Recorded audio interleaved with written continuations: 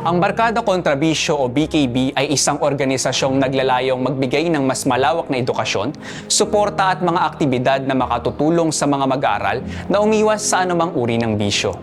Sa patuloy na pag-usbong ng iba't ibang uri ng mga mapanirang bisyo tulad na lamang ng paninigarilyo, vape, pagsusugal, paggamit ng solvent at ng ipinagbabawal na gamot at iba pang anyo ng adiksyon. Ang Barkada Kontra Bisyo ay muling nagpapaalala sa mga kabataan at mga magulang patungkol sa panganib at mga epektong dala nito. Kadalasan na unang naapektuhan ng mga bisyo ang pag-aaral ng mga kabataan. Ang pagbaba ng marka at pagliban sa klase ay isang masamang epekto na makapagdudulot ng pagsira ng kinabukasan ng mga mag-aaral.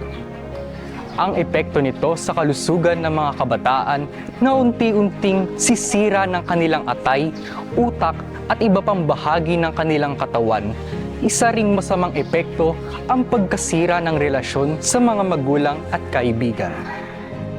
Kaya't ang panawagan ng Barkada Kontra Bisyo ng May Kawayan National High School, labanan ang mga mapanirang bisyo, maging parte ng solusyon. Pumili ng barkadang totoo, hindi nagtutulak sa bisyo kundi sa pangarap na totoo.